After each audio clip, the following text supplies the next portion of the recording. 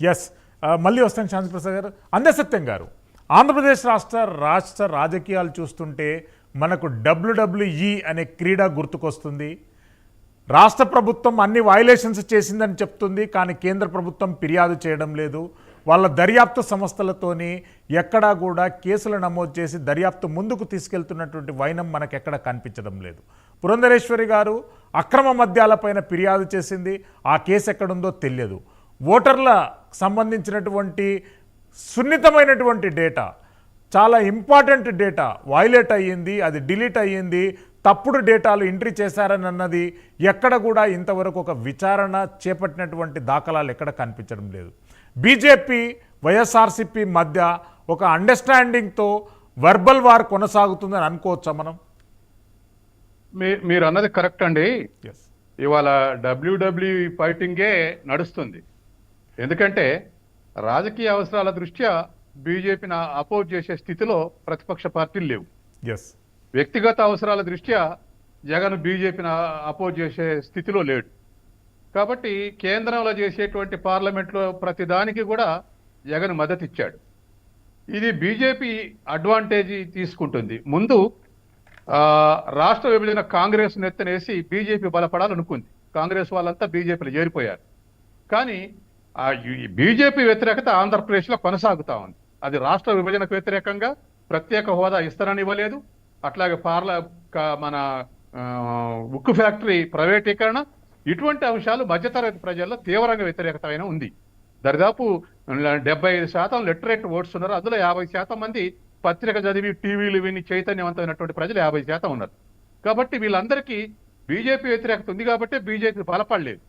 అయినా బీజేపీ సహకారం కావాలని ఎందుకు అనుకున్నాయంటే, ఒకటి సెంట్రల్ గవర్నమెంట్ సపోర్ట్ కావాలని బీజేపీ లేకున్న ఆంధ్రప్రదేశ్లో, రెండోది ఎలక్షన్ కమిషన్ అవసరం ఉందని, మూడోది ఒకవేళ ఏదైనా బీజేపీ బలం లేకపోయినా మోడీ ఉపయోగం ఏమైనా 3-4% మోడీ వల్ల బెనిఫిట్ అయితే గెలుస్తామనేటువంటి ఉద్దేశంతో ఇవాళ బీజేపీ ఈ పావులని గడుపుతుంది.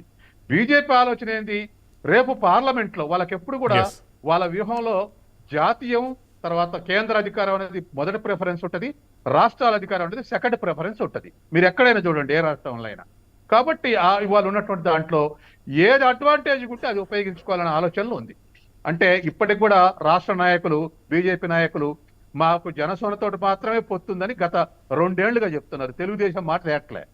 ఎందుకు చెప్తున్నారు అంటే, రేపు జనసేనతో ఉంటుందా, జనసేనతో కన్విన్స్ చేసి వైసీపీ సపోర్ట్ తీసుకోవచ్చా, కేవలం జనసేనతోటే పోటీ చేసి వైసీపీ ఎక్కువ గెలిస్తే వాళ్ళ సపోర్ట్ తీసుకోవచ్చు, ఇటువంటి వ్యూహాలన్నీ నడుస్తున్నాయి. ఇంకా కొంతమంది అనుమానిస్తున్నారు, పవన్ కళ్యాణ్ వినేటట్టయితే పవన్ కళ్యాణ్ బీజేపీ కలిసి ఓట్లు గెలిస్తే చంద్రబాబు నాయుడు ఇంకోసారి వస్తే తేలికవుతుంది వైసీపీ గెలుపని అనే వ్యూహం ఉందని చెప్పేసి ఇంకొంతమంది అనుమానిస్తున్నారు. కానీ ఇవాళకి వచ్చేవరకల్లా చంద్రబాబు ఇవాళ వై నాట్ 175 అని ఎందుకన్నాడంటే, జగన్ జిల్లా పరిషత్ ఎన్నికలు, మండల పరిషత్ ఎన్నికల్లో 90% రిజల్ట్ ఫేవరబుల్ ఉండటంతో, ఆ ఎన్నికలు ఎట్లా జరిగినాయి అనేది చర్చ తర్వాత, కానీ ఫేవరబుల్ ఉండటంతో వై నాట్ 175 అని ఓవర్ కాన్ఫిడెన్స్ తోటి పిలిపించిన తర్వాత అదే కాన్ఫిడెన్స్ తోటి అసలు ప్రతిపక్షాలకు కాన్ఫిడెన్స్ లేకుండా చేస్తామని చంద్రబాబు నాయుడు అరెస్ట్ చేశాడు. చంద్రబాబు నాయుడు అరెస్ట్ చేసినాక సీన్ మారిపోయింది. ఎందుకంటే ఎప్పుడైనా మీరు బజార్లో చూడండి, ఒక పెద్ద మనిషిని ఎవరైనా యువకుడు ఒక మాట అంటే ప్రజలు సహించరు, చుట్టూన్న వాళ్ళు. ఎందుకు సహించరంటే, తప్పు చేసిన, గతంలో చేసిన మంచి గుర్తొస్తుంది. చంద్రబాబు నాయుడు బయట ఉంటే ఆయన చెడే గుర్తొచ్చేది. ఆయన అరెస్ట్ చేస్తే ఆయన గతంలో మంచి పనులు చేసిండు అనేది ప్రజలకు వచ్చింది. దాంతో నెగిటివ్ విషయాల కన్నా పాజిటివ్ విషయాలు ప్రజలకు గుర్తొస్తాయి. ఇవాళ వాళ్ళ అరెస్టులు చేసినప్పుడు సర్వే చేస్తే, సరే అవి క్రెడిబిలిటీ ఉన్న సంస్థలు కాకపోయినా దరిదాపు చంద్రబాబు నాయుడు జనసేన అడ్వాంటేజ్కి వచ్చారని అవ్వాలన్నారు. ఇవాళ చూస్తే ఇండియా టుడే సర్వే 17 ఎంపీ సీట్లు తెలుగుదేశం జనసేన కాంబినేషన్లు వస్తాయి, 8 సీట్లు వైసీపీకి వస్తాయని తేల్చారు. అంటే ఇది వైసీపీ ఓవర్ కాన్ఫిడెన్స్ కొనుక్కొచ్చుకున్నటువంటి విషయం. తర్వాత రెండోది, వై నాట్ 175 అన్నవాడు 70 మంది ఎమ్మెల్యేలను ఎందుకు మారుస్తాడు? ఎందుకు సీట్లు మార్చాలనుకుంటున్నాడు? 175 మంది గెలుస్తున్నప్పుడు గెలిచే వాళ్ళని ఎందుకు మారుస్తారు అంటే, దాని అర్థం ఏంటంటే అదవరకే 70 మంది ఓడిపోబోతున్నారు అనేటువంటి ఇన్ఫర్మేషన్ తనకు ఉంది. ఇన్ఫర్మేషన్ ఉన్నప్పటికీ కూడా 175 ఎందుకన్నాడంటే కాన్ఫిడెన్స్ కొరకు. ఇవాళ తెలంగాణలో కూడా అన్ని పార్టీలు 3 పార్టీలు మేము అధికారంలోకి వస్తాయని చెప్పినాయి. అధికారంలోకి వస్తున్న పార్టీలకు ఓదానికి 39, ఇంకో దానికి 8, 10 వచ్చినాయి.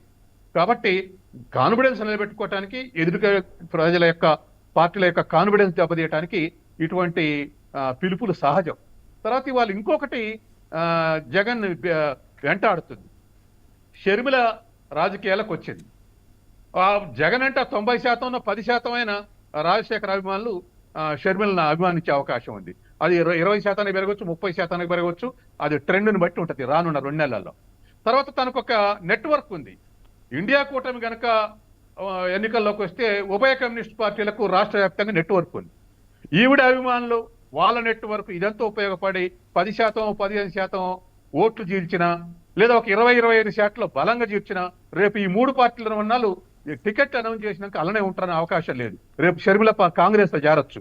అట్లా బలమైన నాయకులు ఇటు వామపక్షాల సపోర్టు కాంగ్రెస్ లేకవై 25-30 సీట్ల దెబ్బ కొడితే అట్లా డిసడ్వాంటేజ్ అవకాశం ఉంది జగన్. కాబట్టే ఇవాళ ఉన్నటువంటి పరిస్థితుల్లో ఇది బీజేపీ ఎవరు అడ్వాంటేజ్ అంటే వాళ్ళని ఓడుకోవాలని చూస్తుంది. ఇక్కడున్న పార్టీలేమో ఇవాళ జగన్ ఇప్పుడున్న స్థితిలో డిఫెన్స్ లోకి వచ్చాడు. రేపు కుటుంబంలో డిఫెన్స్ లో పడ్డాడు, రాజకీయాల్లో డిఫెన్స్ ఉన్నాడు. అఫెన్స్ ఉన్నటువంటి వాళ్ళు డిఫెన్స్ ఎందుకు పడ్డంటే ఓవర్ కాన్ఫిడెన్స్ తోటే ఈ పని జరిగింది. రెండో వైపు మరొక వైపు క్రౌడ్ పుల్లర్ ఉన్నాడు. ఇవాళ ఆంధ్రప్రదేశ్ లో crowd pull number 1 crowd puller ఎవరంటే పవన్ కళ్యాణ్. జగన్ కి ఇప్పుడు జగన్ కి జనం రావాలన్నా, చంద్రబాబు నాయుడు జనం రావాలన్నా, లోకేష్ జనం రావాలన్నా లారీలు పెట్టి తీసుకురావాలి. పవన్ కళ్యాణ్కి అవసరం లేదు. ఎందుకు అవసరం లేదు అంటే, ఒకటి సినీ హీరో ఇమేజ్, 2 నిజ నెగిటివ్, అదివరకు పాలిటిక్స్ లేడు కాబట్టి నెగిటివ్ అంశాలు లేవు ఆయనకు. దీర్ఘకాలంలో రావచ్చు కానీ యాజ్ ఆన్ టుడే నెగిటివ్ లేవు. కాబట్టి క్రౌడ్ పుల్లర్గా ఉన్నాడు. ఈ క్రౌడ్ పుల్లరు వాళ్ళ నెట్వర్క్ ఒకటైతే ఇవాళ జగన్ డి అంటే డి అనే స్థితిలో రాజకీయ పక్షాలు ఉన్నాయి. ఎస్, అందుస్థితి దగ్గర మళ్ళీ వస్తాను. మాణిక్యాలరావు గారు, ఆంధ్రప్రదేశ్ రాష్ట్రంలోని 13 ఉద్యోగ సంఘాలు ఇప్పుడు బొత్స సత్యనారాయణ గారితో, సజ్జల రామకృష్ణారెడ్డి గారితో, సిఎస్ జవహర్ రెడ్డి గారితో సమావేశం కొనసాగుతూనే ఉంది. ఇంకా గత 4 సంవత్సరాల నుండి ఉద్యోగ సంఘాలు పలు సందర్భాలలో వాళ్ళ సమస్యల పరిష్కారానికి విజ్ఞప్తి చేశారు, నిరసన కార్యక్రమాలు చేశారు. కానీ ఇప్పటి వరకు 4 సంవత్సరాల క్రితం ఏ అంశాలు ఉన్నాయో అవే అంశాలు చర్చలోకి వస్తున్నాయి.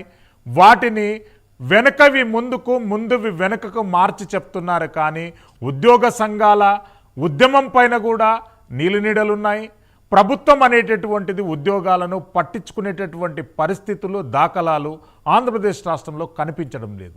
ఈరోజు సమావేశమైన వారికి ఒకటి గుడ్ న్యూస్ ఇస్తుందని మీరు భావిస్తున్నారా? ఆంధ్రప్రదేశ్లో ఉన్నటువంటి ఉద్యోగస్తుల పరిస్థితి ఎట్లా ఉందంటే, మేము నమ్మి 2 చేతులతోటి ఓట్లు వేసాము, ఈ రోజు మా చేతులతోటి మేము చెంపలు కొట్టుకుంటున్నాం అనే పరిస్థితి వాళ్ళు అనేక సార్లు ఆల్రెడీ చాలా వరకు ఉద్యోగస్తులు వీడియోస్ అనేది పెట్టారు ఆ అంశం మీద. మేము 2 చేతులతోటి ఓట్లు వేయించాము, ఈ 2 చేతులతోటి మేము లెప్పలు వేసుకుంటున్నాం అనే పరిస్థితిలో